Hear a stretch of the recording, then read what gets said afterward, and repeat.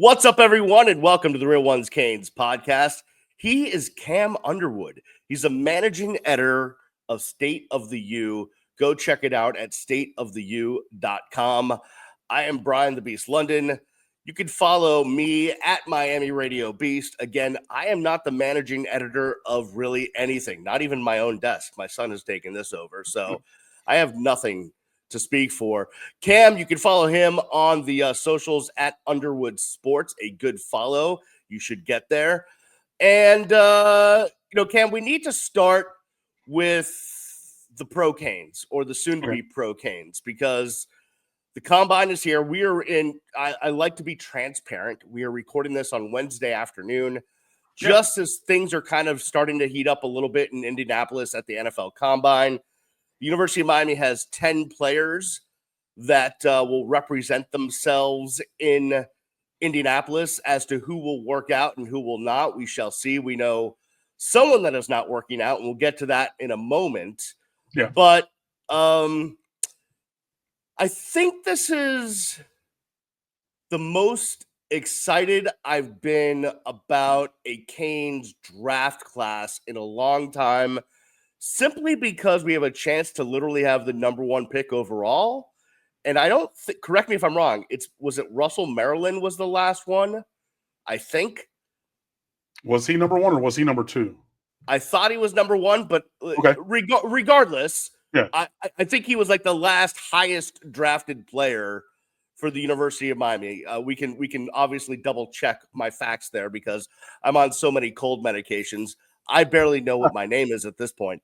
On an aside, by the way, did you know that, like Dimetap that kids like you would take as a kid, like the purple stuff, they make that still, and adults are recommended to take it. So I've just been drinking out of the bottle. It's wonderful. Oh, okay. I mean, whatever works. Obviously want you to get better and everything, but thanks for sharing that with the class. Yep. And tomorrow I'll be making scissor. Come on over. In any event, to tell me, like, are my hopes too high? Not for Cam Ward, but for the rest of this class, as far as feeling like we're putting out a good stock of guys that could make it on the next level? No, you're not. You're not wrong here. This is a strong class of guys, and then it doesn't even include Mish Powell or Daryl Porter Jr. They were not invited to the Combine. And they are eligible, they're draft eligible as well, with the solid pro day. Maybe they sneak into the probably seventh round, or being a premium undrafted free agent, which is a route that guys have taken. Look at DJ Ivey in Cincinnati. Like, he was an undrafted free agent, and he's crafting himself a pretty nice career up there. So there are even additional guys. But, yeah, obviously, when you have the potential number one overall draft pick, you're going to be excited for that class in total. And then you have other guys who are in the conversation for being very high draft picks as well. Elijah Arroyo was a standout at the Senior Bowl. He is the player that Beast alluded to that will not be working out. He tweaked his knee a little bit, there at the Senior Bowl. So he's sitting out at the Combine, but will participate in the pro day later on in March on campus in Coral Gables. But I'm sure he's going to be there and be interviewing with teams, talking to teams right now. That's somebody who, more than a couple guys, draft analysts have kind of early said he would be a perfect fit in Kansas City at 31, sit a year behind Travis Kelce, and then be their tight end of the future already on that, roster. Do I think he goes number 31? No. Do I think he goes top 50? Absolutely. I saw when, obviously, stateoftheu.com right there. Please come on over and fan with us. Wrote a Combine preview and pulled a tweet where I saw there were but 6 players in the NFL who clocked faster sprint times than Elijah Arroyo had on that touchdown at Georgia Tech. You remember the one where Cam Ward hit him on the switch vertical and, he's running almost 22 miles an hour? There were only 6 players in the entire NFL who clocked faster times than that. And Elijah Arroyo is 6'5", 251 guys. You know what I mean? So, like, this is the elite kind of athlete you're talking about. So when you have Cam Ward, when you have Elijah Arroyo, you have other guys, it stands to reason that you're excited about this draft class. I still think Elijah Arroyo, like, the best representation of him overall as a person, player. Every athlete is chasing the guy down on what was going Virginia to be a pick Tech. six. Yeah. Yeah. And I think that was even faster than the touchdown Right. play, you know, when he ran diagonally 130 yards or 140 yards to go get that guy. P.S. By the way, Vinny Testaverde was the number 1 overall draft pick in the NFL draft. What were we thinking?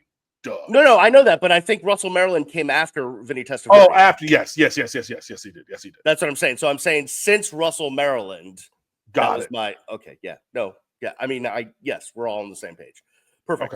Okay. Let's start. So I believe kickers are working out today, and that would include Andres Borregales, who had a great career at the University of Miami. Certainly is going to get consideration on the next level.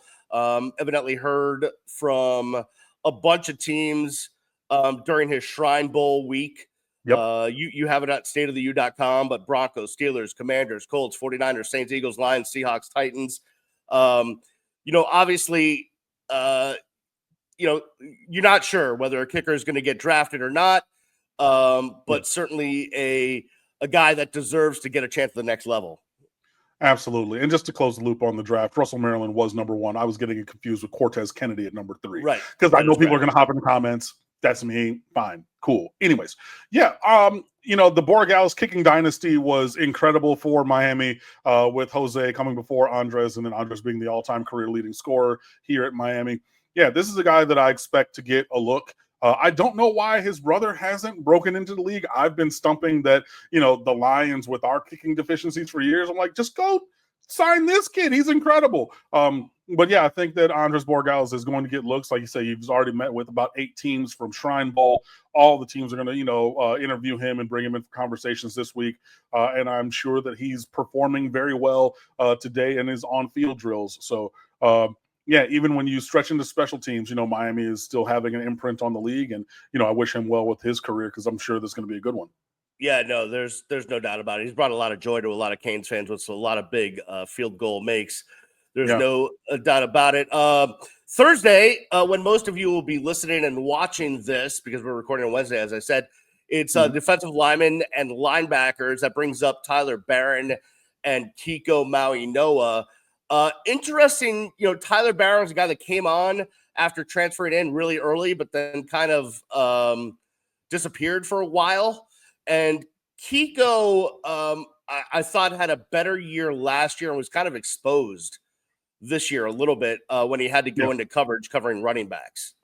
I agree on both of those. In looking up the stats across his career, Tyler Barron is a beast, or was a beast in college through the first 4 or 5 weeks of the season, and then did nothing thereafter, unless it was against Florida, because even at Tennessee, in September, October, he played well and had multiple sacks against them. But, last year he had 5.5 sacks. He had 4.5 of those in the first 3 weeks and didn't have another one until the Syracuse game at the end of the season, So he is a big physical dude. He, again, at the Shrine Bowl, was a performer that got rave reviews and top of the list for everything. He's a model, and I mean that physically. He gets off the bus, wearing the warm-ups and everything. You're like, sign me up for whatever. Put a jersey on. Let me get the number that this kid is wearing, because he is chiseled out of marble and stone. But he disappears too much. So I think that his athletic testing is going to be really key, and then meeting with teams and really trying to convince them that he can be a consistent performer, because the flashes were there, but the consistency was not. For Kiko Maui-Noa, same thing, I think. I agree with you that he was a better player for Miami in 23 than 24. He was the 5th fastest clocked defensive player at the Shrine Bowl week, which I didn't think he had that kind of speed, and actually performed very well in one-on-one coverage drills. I think they did him some favors and matched him up with guys of equal athletic ability. I want to see him against smaller, quicker players, because those are the ones that he got torched by. Your Bayshul Tutons, your Brashard Smiths of the world. I want to see, can he be reasonably passable in coverage against those guys? Otherwise, he's really going to be kind of pigeonholed as a 2-down linebacker, which there are some in the NFL, but you really need to be elite on those first 2 downs to be able to craft a career for yourself. So I think this week is really good, and tomorrow's on-field testing going to be really integral for him as well. The thing I think about Kiko is he's going to interview well. Great family background. He's a team guy, all that stuff. So all those intangibles that sometimes GMs look at are something that's going to shine through for him. I agree. And this is a guy who also played well, 2 different conferences, 2 different places. He was at Wazoo for a couple of years. Great, productive there. Great and productive here at Miami. I mean, even with a down year, he had 95 tackles last year for Miami. You know what I mean? Like, it's not like he did nothing. But there are just a couple of holes in his game that I could see being nitpicked a little bit in terms of evaluating him and then placing him in the draft. So we'll see what happens. So Friday at the Combine is DBs and tight ends. Obviously, we talked about Elijah Arroyo's not working out. Mish Powell didn't get invited. So it's kind of a day that Miami Hurricane fans don't have to necessarily watch the drills. Although, if you're a football head like me, you'll probably have the NFL Network on anyways. Yeah. But when we get to Saturday, now it gets saucy. Now it gets really saucy. Yeah. It's the RBs, the QBs, and the WRs. So we'll have Cam, if he decides to throw, work out, do anything. We'll have Damian Martinez, Sam Brown, Jacoby George, and Xavier Restrepo. Yeah. That is prime time watching Saturday at 1 p.m. And, of course, I'll be at the Panthers game, so I won't be watching it because my wife decided to get tickets for us, not knowing. I mean, well, awesome that you have that. Be sure that you DVR it. But, yeah, if there's a day to watch, it's really going to be Saturday. Like, that is, I mean, half of the invited Miami players are in that cadre of working out on field together on Saturday afternoon. So it still remains to be seen if Cam Ward is going to work out. As of yesterday, Tom Pelissero of the NFL Network reported that Cam Ward was undecided if he's going to work out. We know that, guys like Shedeur Sanders are not going to participate, and some others. But, you got to blaze your own path and make your own decision. So, it's really up to Cam. But even if, let's pretend Cam does not throw or work out on Saturday, you still have all the other skill guys. Damian Martinez rising up draft charts and things, another guy who performed very well at the Senior Bowl, and guys are now looking and saying, wait, he is actually pretty explosive. And on inside runs, like, he broke so many 15-yard runs, and he was the 2nd or 3rd highest graded PFF grade running back in the country last year. Overall, he had the highest expected points added per rush of any running back in the country, Ashton Jeanty inclusive. Like, this is a guy who maybe we're overlooking. And I mean, first team all conference 2 years in a row in the Pac-12. He comes in, has 1,000 yards here at Miami in, being the run element or leading the run element of the number 1 offense in America. And then 3 receivers, the top 3 receivers, well, 3 of the 4 from that number 1 offense. Sam Brown, who made so many plays at the Shrine Bowl, I had to look up and see who is this dude, because he was wearing a different number. I didn't even recognize him, but he's a big, tall, fast, strong dude. Xavier Restrepo, career-leading receiver. Jacoby George, who is a really great technician and makes a lot of plays. If he could iron out the personal foul issues, the unsportsmanlike conducts, the random headbutt because somebody's talking noise to him at Syracuse, if you eliminate those, you got a nice player there. And so, yeah, there's a lot to watch and look forward to on Saturday from the Combine. And then if you add in Cam Ward on top of that, that is like, that makes the day. But I mean, I think your day will be made as a Hurricanes fan watching on Saturday anyway. And if Cam Ward decides to be out there, then it's just like the creme de la creme for us. Quickly on that Saturday group, I mean, obviously if Cam Ward works out, it's going to be appointment viewing, but I'm interested to see what X does, because I think he probably, comes in with not the most to prove, because he's proven everything, but when it comes to measurables, he's not going to rank up at the top as far as measurables go, but you can't measure heart, Cam. Yeah, but you can measure speed and quickness. Right. So I'm interested to see what he runs in the 40. I'm even more interested to see what his change of direction drills are, like the 10 and 20-yard short shuttle for Xavier Restrepo. I think that he's going to light those drills on fire. I think that his change of direction, short area quickness drills are going to be uber elite. And if he does that, then I think that he can do work towards solidifying himself as a guy who's going to be, probably drafted in the top 75. I've seen like top 50 for him. I think that's maybe a little bit ambitious just because he's physically smaller than some others, shorter. He's actually stockily built, but he doesn't have the height that you might want there.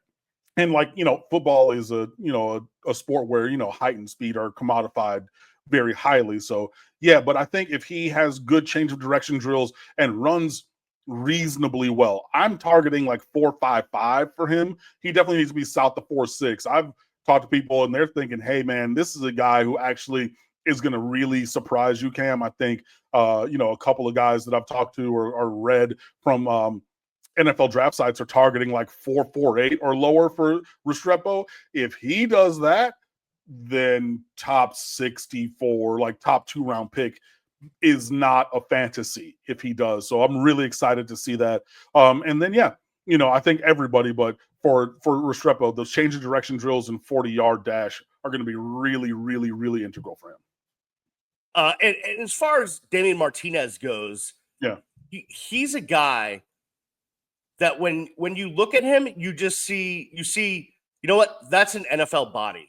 That's an NFL rugged running back, can deal with the day in, day out rigors of life in the NFL and how tough that position is. Mm-hmm. I think he's going to have a nice career in the next level. Yeah, and he's well built. He's 5'11 and an eighth, 230 pounds basically. Like he can take the pounding inside in the run game. He's not a guy, he's big.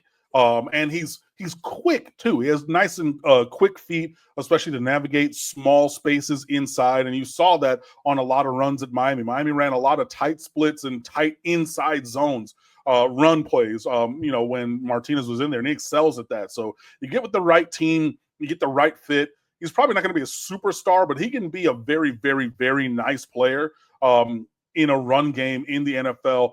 I've seen a wide range of people projecting him from the 6th running back taken all the way down to like the 19th or 21st running back taken. I think that Damian Martinez, there's a lot to like there. And I think especially if he slides into being running back number 11, running back number 15, 16 drafted in this class, I think they're going to get really, really supreme value. He's the guy that, if you're looking in the 5th round for a guy to eat some carries, be a low cap number, but have a positive impact on your offense, I think that you're really getting a steal with him, and he's going to prove it. All right, the last guy we need to talk about, the Sunday grouping, the offensive lineman, Jalen Rivers, will be out there showing his stuff. He had a productive Senior Bowl. He's versatile, right? He can play guard and tackle, probably a mid to late round pick if we're going to be honest, but you got to see how the combine goes, but a great young man and should probably get a chance at the next level. And I think that he will get a chance. You're probably looking at a 6 or a 7. If he tests really well or performs well in position drills, maybe into the later part of the 5th round, but you can create a nice career for yourself. He prefers playing guard as opposed to tackle, which is what he said in an interview at the Senior Bowl, just because he thinks that's a better fit at the NFL level, but has the ability to play both and could be, a starting guard who could swing to tackle if, somebody gets injured in the league. But, if you're looking for a solid guy who's going to be a good locker room guy, a smart player, so he doesn't make many mistakes and is just a value add. Like if he can have the career of John Feliciano, who just retired after 10 years in the league this past week, I think that that's a win, and I think that he has that same kind of profile. I think, he's a guy who's he is what he is as a player, but, you need workmen, like if you put him at left guard, you could get a nice career out of him. So yeah, I think Jalen Rivers is going to represent himself really well, especially in the interview room. Very smart, very well-spoken gentleman. And so, yeah, he's not going to be, all in the headlines for, shenanigans, which as an offensive lineman, you definitely don't want, to be your calling card. But yeah, I think that he's a guy who can be a late round draft pick, end of the fifth in, 6 or 7, but then work his way onto a roster and, might bounce around a little bit between 2, 3, 4 NFL teams, a la John Feliciano, who played for 3 teams in his 10-year career. But, in the end, we're going to be a decade on, talking about the draft class of 2035, and then talking about, oh, yeah, Jalen Rivers, he's in his 10th going into his 11th year, and that can be completely something that's expected from him as his profile continues. Yeah, no doubt about it. All right. If you want more on the combine, a nice preview, go check out Cam's article at stateoftheu.com. All the info you need is over there. We're going to take a break. On the other side, we're going to switch focus. We're going to talk a little hoops. Again, we're recording this on Wednesday afternoon. Last night, the University of Miami was just beaten down by a really good Duke basketball team. I'm not so much as interested in that as I am as the possibility of the next head coach coming from the Duke coaching staff. So we'll talk a little Duke hoops with the biggest Duke fan I know, that is David Dukie Lang from WPLG Channel 10. We'll do that on the other side. You're listening or watching the Real Ones Canes podcast. Welcome back to the Real Ones Canes podcast. He is Cam Underwood. Follow him on all the socials at Underwood Sports. Cam is the managing editor of stateoftheu.com. Go check it out. I'm Brian London. Follow me at Miami Radio Beast. And if you're watching, at the bottom of your screen is David Dukie Lang, the executive senior double probationed sports producer from Channel 10, who you will see dress up in a suit every once in a while and handle the anchoring duties. And, it's kind of like back in the day, guys, and maybe I'm dating myself, on the old Adam West Batman show, whenever Batgirl was on, like they'd have a special open with like a motorcycle with her on it that would drive by. And I always got super stoked. I'm like, yes, it's a Batgirl edition. That's like, so whenever like Dukie tweets out that he's anchoring, it's like, I'm definitely locked in tonight to watch Dukie do the sports. The other day I was at Publix and I got recognized, which never happens to me. Someone goes like, "Hey, David," and I'm like, and then he says, I'm like, "Hi, how are you?" He's like, "David Lang." I'm like, "Yeah." He's like, "I know you from Channel 10." I'm like, it didn't even dawn on me that that might happen. That people actually watch and actually see you. I thought that was the highest honor that I would ever receive. But I think being compared to Batgirl probably supersedes that. And to have both those things happen in the span of a week is really quite an honor. So thanks, Beast, and nice to meet you, Cam. Likewise, if you're listening intently, you can tell that David's voice is a little hoarse. He was at the Watsco Center last night. David went to Duke. Listen, his mom worked at the University of Miami forever, so he loves the Canes. Yes. But he did go to Duke. He's allowed to cheer for his alma mater. He was there screaming his head off in what was a drubbing, especially without Cleveland on the floor for the University of Miami. Not that it would really make a difference, but Duke, it had to be fun for you to get around all your peoples last night and bring your son to a college basketball game. Yep. All right, I'll bore you a little bit with the details. So I was able to pull some strings and get in. The doors opened at 6, so I got in about 15 minutes early. And the person who was helping me out was going to put me on the Miami side during warmups. So I asked them if they can move me over to where Duke was warming up. So they put us in the first row. There's seats right on the court, and then it's the first row. And so my son and I sat in the first row during warmups. And as warmups start going, I said to my son, "Let's just stay here until someone kicks us out." So we're waiting. Game starts. We're waiting. Under 16 timeout. We're waiting. So we sat there the whole game. Nice. So we were in the front row. I had bought a ticket, but we were in the front row. And my son's 7. And I sort of wanted to brainwash him a little bit about what it's like to be a Cameron crazy and what it's like to cheer for Duke. So wore all the Duke stuff. and supported the team and cheered, and this happens to be a very, very special Duke team.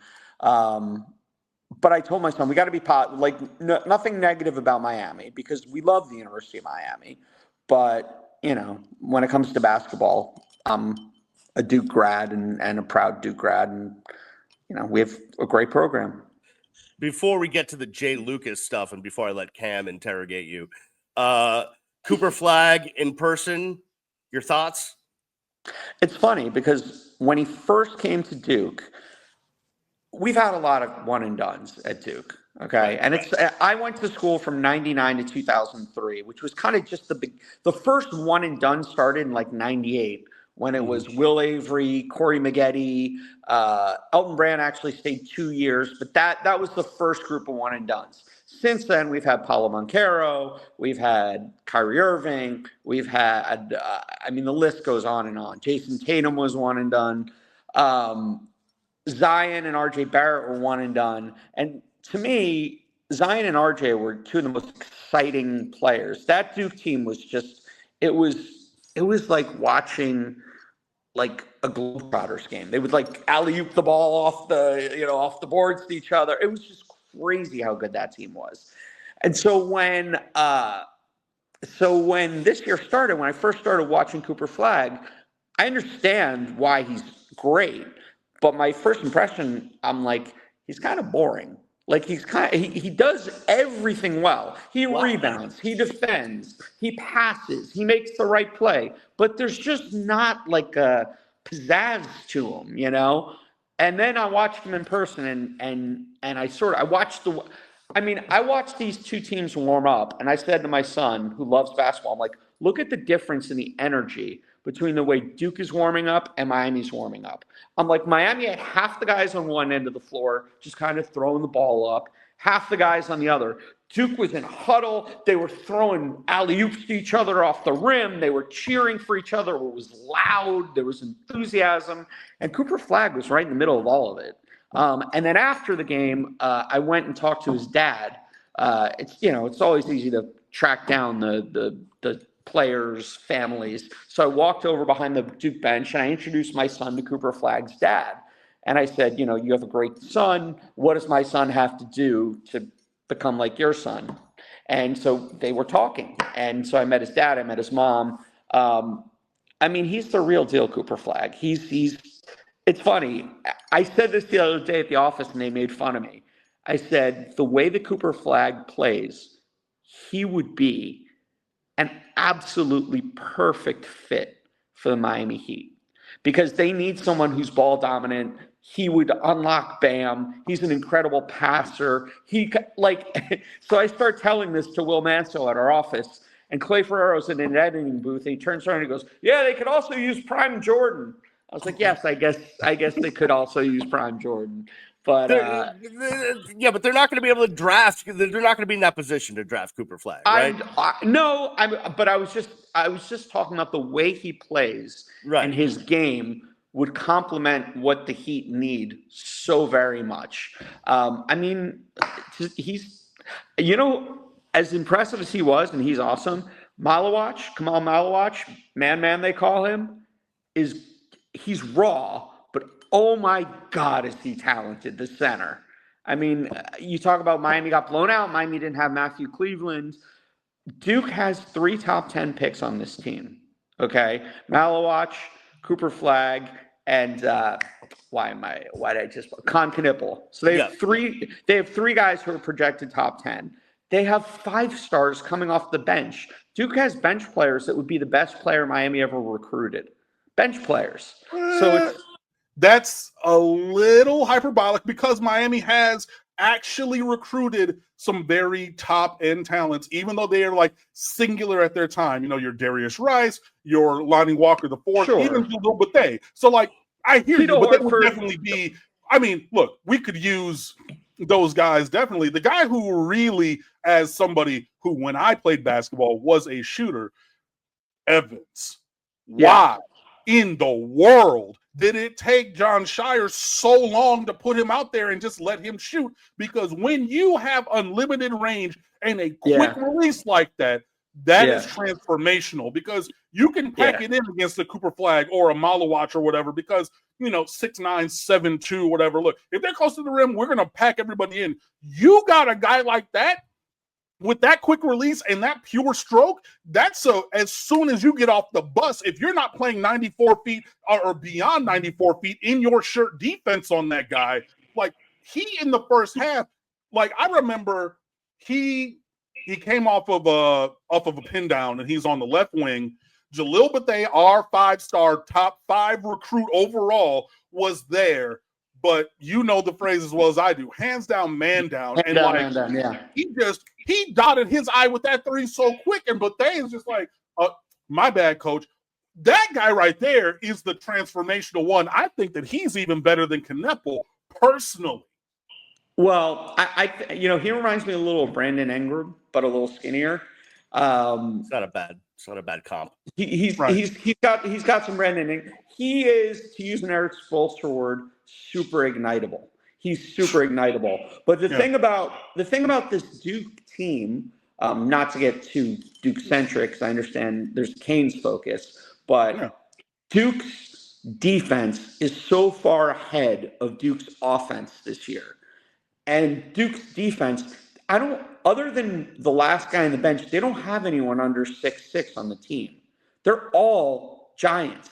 They look like the Monstars. Like they're huge. Yeah. And so I think Knipple offers more defensively than Isaiah Evans at this point, but and Knipple is also an ignitable guy. So I think it's just a matter of options. I really think it's just for them. I think it's going to be because if Slim comes in and hits 2 threes, you keep him in, and it's just one of those things where the phrase "good problem to have." I think that this year's Duke team has a lot of good problems. That would be one of them. So we're talking about this loaded Duke team, which it is. But now I'll move. Yeah. So Duke is loaded. Although I just read some trashy article by some talking head like, oh, they're good as far as the ACC goes, but they haven't pulled away as far as the rest of the country goes. They beat Auburn.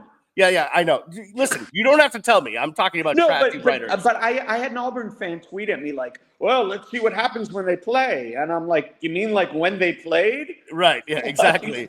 But the guy that is, I guess, responsible for a lot of that talent on that Duke roster is a guy that supposedly is going to be the next University of Miami head coach, which is Jay Lucas, a young assistant on Shire's staff, a guy that has paid his dues under like amazing head coaches. Dukie, what can you tell us about Jay Lucas and his impact that he's had at Duke? Well, the interesting thing is over the last 30 years, the basic pattern under Mike Krzyzewski is it was former Duke players who were his assistants. You can go down the line from Woj to Johnny Dawkins to Greg Paul. I mean, you could go like all these guys who are I mean, Chris Carrawell is he's a Duke assistant who's a former Coach K player. John Shire, former Coach K player. Okay. The thing I always wonder with Shire is this, because Shire was treated, a lot of people thought Coach K's last year was a sort of look at me, ego-driven, ha, ha, ha, hooray for me, let's throw myself a parade. But it really was, and Coach K talked about a lot, his military background was succession. And part of your responsibility as a leader is to create a chain of command and to create a succession. So he gave John Shire a year to learn under him, but also to develop his own style. And, Coach K was old, right? But Coach K was very adaptable. And he kind of handled the modern game. We saw this year, Coach Larinaga basically said, I'm done. I went to the Final Four, and I had 8 guys come up to me and ask to transfer after that because of this NIL and transfer portal. And I'm a teacher, and this isn't the sport anymore, right? So when John Shire took over, I have been asking myself, is he having success because he's just brilliant? Or is he having success because he had sort of a year to get the old school from Coach K, but also to figure out the new school, the NIL, the recruiting? And I think one of the things that immediately differentiated Shire from Coach K is that he went outside the Duke family and brought in an assistant coach in Jay Lucas. I think it says a lot about Jay Lucas that John Shire was willing to go out and get him and bring him into the Duke family. Now, when you talk about, it's very hard when you're just observing a team to know, like, what responsibility, what percentage of this winning is the head coach? What percentage is this assistant, that assistant? It's very hard to, like, parse the credit between the assistant coaches, right? But what we do know about Jay Lucas as it relates to this Duke team is he recruited both Boozer boys who are coming next year from South Florida, which makes me feel old because Carlos Boozer and I were freshmen together at Duke. And he recruited Cooper Flagg. So he is an unbelievable recruiter. That's number one. Number two, one of his key focuses, and I mentioned Duke's defense, is defense. He's been in charge of the Duke defense, and their defense has been phenomenal this year. So those things lead me to believe that he's a high-quality assistant. Can I look at Duke's 25 wins and say, you know what? If they didn't have Jay Lucas, they'd have 22. Like, how can you, like, you know, grade that? But I think coming from Duke is huge. But the other thing that you have to think about is when you go out to recruit a basketball player to come to Duke, you're talking about the money they have, you're talking about the infrastructure they have, you're talking about the resources they have, you're talking about a program that has been a high-level program since 1986, right? Well, that was like the first really great, you know, class, the Johnny Dawkins year, then they, you know, when they went to the Final Four. So if you're talking about that sort of foundation that had been laid, it's a lot easier to get that type of talent to come to Duke than it is to get that type of talent to come to Miami. But he is someone who is very well versed in the modern game. All the things that made Coach Larrañaga quit, NIL, transfer portal, all the new aspects that make college sports a joke, he understands. And so, can he bring Miami into this century? You know, I think he possibly could. You know, it's just so the margin for error. And I think this is one of the biggest differences between Miami and Duke as basketball programs. The margin for error on Duke versus Miami when you come to recruiting. If you're a 5-star at Duke and you flop, Duke has 6 more, 7 more lined up right behind you. Life goes on. Mm-hmm. Whereas at Miami, when you talk, if you're a 5-star recruit, a 4-star recruit who comes to Miami, you got to be good because they're not getting necessarily that many more. You know, at one point I looked up during the game yesterday and I saw the Final Four banner, and my son and I went to the Miami game where they unfurled the banner, and I looked at it and it says Final Four 2023, and I go, my God, it's 2 years later and they have nothing. Like they went to the Elite Eight and the Final Four in back-to-back years, and they've won 2 ACC games this year.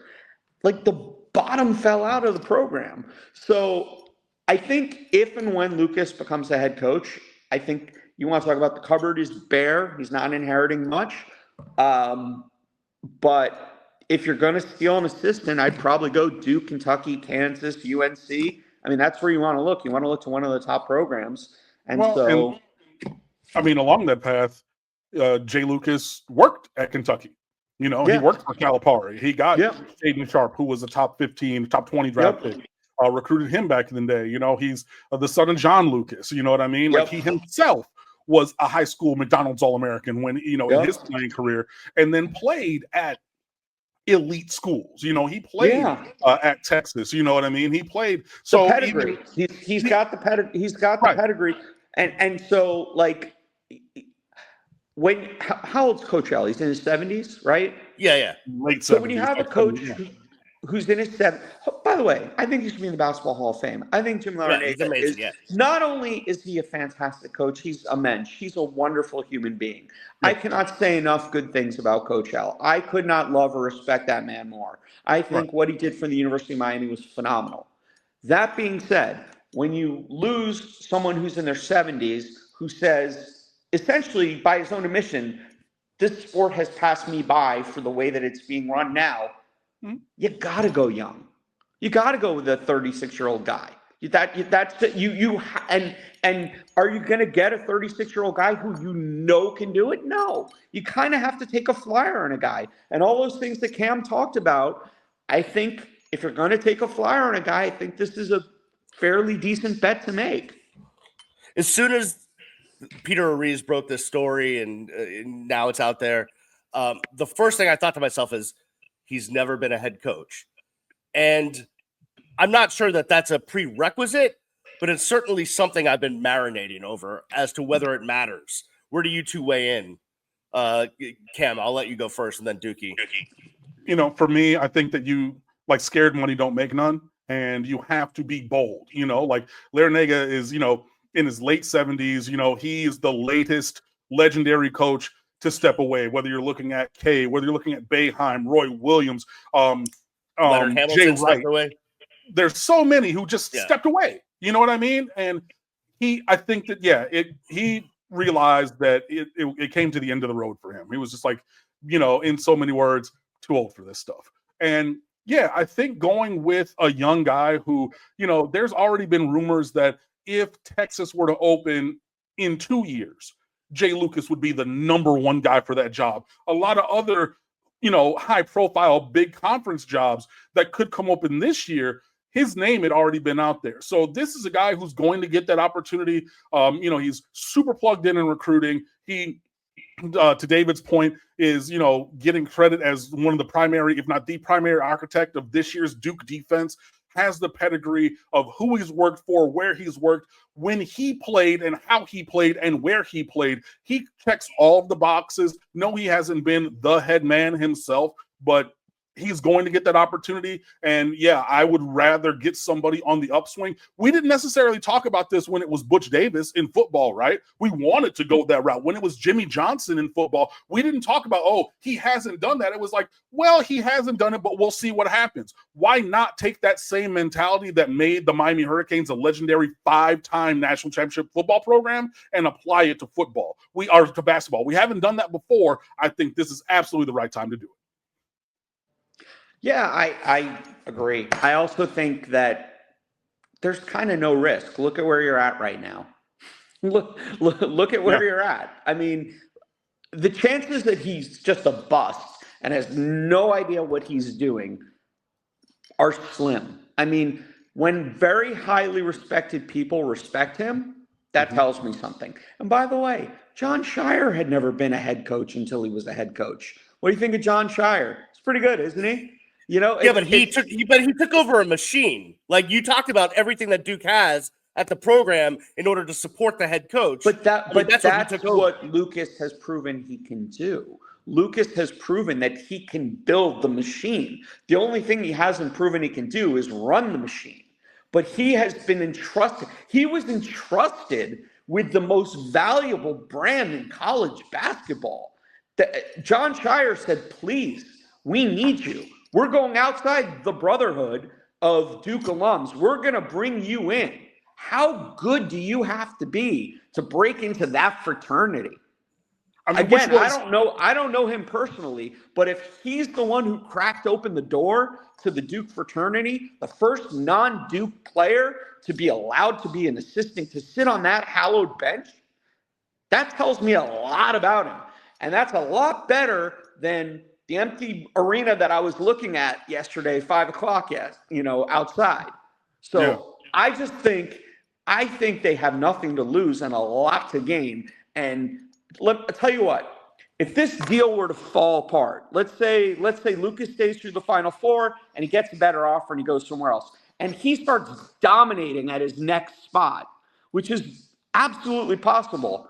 Would you be here like, man, it was his first coaching job? It's a catch-22. You haven't done something in sports until you've done it, right? This person can't win the World Series until they win the World Series. This person can't be a head coach until they're a head coach. So, if anybody has earned an opportunity to be a head coach, like he has the best resume that you're going to get of someone who hasn't been a head coach. There is no better resume. He is the best of the best of the best without that one thing. Would you rather him have spent 3 years at Bucknell being okay and made a tournament once? Would that like make his sleep better? I mean, if you wanted to go that route, then we can go and hire Chris Caputo from George Washington, who was a Miami assistant or something like that. And you can stick with the Larrañaga tree. That's fine. This is bold. And by the way, I don't even think that's safe. Like they say that's the safe pick. It's not there is no safe pick. The bottom line for Miami is you have to be bold because they have nothing right now.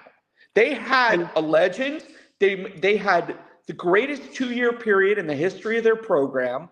Mm-hmm. He retired, and they have nothing.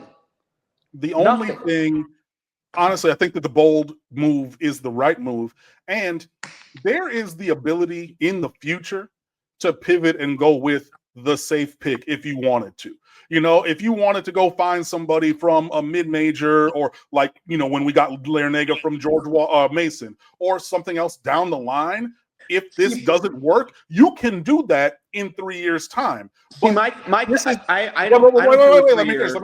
Oh, sorry. Like, I think that if this doesn't work, Miami can pivot and then go the quote-unquote safe route. But there is not the opportunity to get in on the ground floor of Jay Lucas in 3 years. This is the one opportunity that you have to make this bold move. And I believe that it is incumbent upon us to do it now because there is no coming back and circling and getting him in 3 years like you can go get somebody from a Bucknell or a George Washington or whatever. That exists in the future. Getting him as your coach, I don't think it does. But I also think that, and you said, well, in 3 years you can pivot. I think if you're going to plant the seed, you got to plant the seed.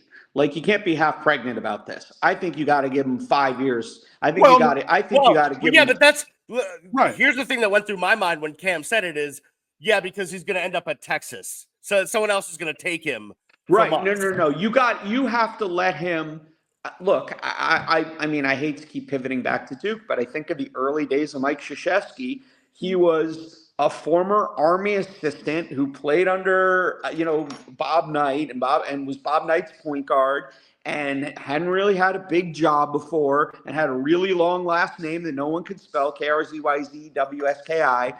And he basically, his first few years, he was terrible. And they were going to fire. And Tom Butters was the athletic director. And if you ever hear Coach K talk, he talks about Tom Butters and how Tom Butters had the patience and the foresight to give it a minute. And all of a sudden, the machine started cranking. And so I just think when I look at Jay Lucas, I look at a guy who has the capability to get the machine start cranking. But I think it might take a little time. And you might have to live with some of those, beasts, to your point about game day experience. Maybe he has a few hiccups along the way. But also, Duke basketball's social media is among the best, forget professional, it's among the most, they provide so much incredible content. And I've seen a lot of stuff of Jay Lucas. His players love him. So I don't know if I would question the whole can he be a head coach, leader of men thing. I think he got that down. If we're really calling a spade, our football coach isn't exactly known as a savant when it comes to X's and O's on the game day coach. 100%. And by the way, in college basketball, the name of the game is player acquisition, right? Way more than in college football. You only need 5 guys on the floor. If you get 3 studs, you're going to have a good team. So player acquisition is a lot more important in college basketball. It is. And my thing was not saying that Miami's going to pull the plug on it in 3 years. I'm just saying, in the worst version of Jay Lucas at Miami, if it imploded in 3 years and you're like, this is the Frank Haith tenure all over again, you got to go somewhere else like that. I'm saying in that, if that were to be the case, then you can pivot and go the safe route. I agree with you that if you're bringing him in, give him the 4, give him the 5, give him the time in years to build something. But also, if it goes really well, if he brings in 10 dudes from the transfer portal and Miami wins 22 games and then 2 games in the ACC tournament and makes it to the big dance again next year, I think that, yeah, big teams are eventually going to come calling for him. I'm not saying we need to have a short-term view. I was just advocating, on the other side and say, if it imploded, which I don't think it will, then the opportunity to go save exists in the future. That makes sense. Yeah, no doubt about it. He is the 2-time Emmy Award-winning executive sports producer at WPLG, Channel 10, Dukie Lang. Follow him on X. I think, what is it, at Dukie Lang? At Dukie Lang on any of your social media platforms. Yeah. Go do that. Always has an astute and outside the box, interesting and educated take on everything in the world of sports. So go follow him there.